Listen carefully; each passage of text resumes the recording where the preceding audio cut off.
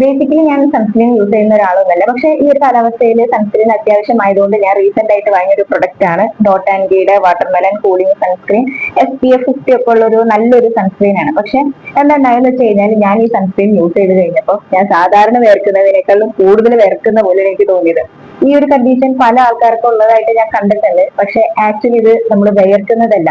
ഈ ഒരു ഹ്യൂമിഡിറ്റിയിൽ കേരളത്തിലെ ഈ ഒരു ടൈമിൽ നല്ല ടെമ്പറേച്ചർ ആണ് ഉള്ളത് അറ്റ്മോസ്ഫിയറിൽ.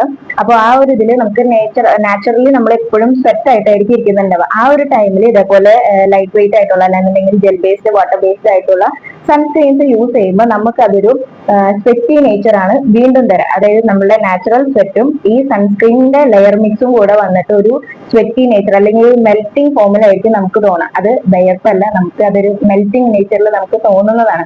ഇപ്പൊ എന്റെ ഒരു കോമ്പിനേഷൻ സ്കിൻ, ആ കോമ്പിനേഷൻ സ്കിന്നിൽ ഓയിലിയും ഡ്രൈയും അങ്ങനെ മിക്സ് ആയിട്ട് വരുന്ന ഒരു കണ്ടീഷനിൽ ഓൾറെഡി ഞാൻ ഓയിലി ആണ്, പിന്നെ അതിന്റെ കൂടെ നാച്ചുറൽ ആയിട്ട് സ്വെറ്റിങ്ങും ഉണ്ട്, അതിന്റെ കൂടെ ഒരു വാട്ടർ ബേസ്ഡ് ആയിട്ടുള്ള ഒരു സൺസ്ക്രീനും കൂടെ വരുമ്പോൾ അത് ഭയങ്കരമായിട്ട് സ്കിന്നിലേക്ക് അബ്സോർബ് ചെയ്യാൻ ടൈം എടുക്കും.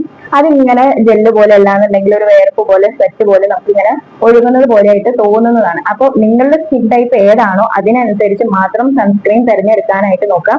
ഈ ഒരു ടൈമില്, അതായത് ഈ ചൂട് കൂടി നിൽക്കുന്ന ഈ ടൈമിൽ തന്നെ നല്ല മാറ്റ് ഫിനിഷ് ആയിട്ടുള്ള അല്ലെങ്കിൽ മാറ്റ് ആയിട്ടുള്ള സൺസ്ക്രീൻ ഉണ്ട്, അല്ലാന്നുണ്ടെങ്കിൽ ഈ സ്വെറ്റ് റെസിസ്റ്റന്റ് ആയിട്ടുള്ള സൺസ്ക്രീൻ, ഡെർമയുടെ ഒക്കെ നല്ല നല്ല സൺസ്ക്രീനുകളുണ്ട്. അപ്പൊ നിങ്ങളുടെ സ്കിൻ ടൈപ്പിന് യോജിച്ച സൺസ്ക്രീൻ തിരഞ്ഞെടുക്കാനായിട്ട് നോക്കാം.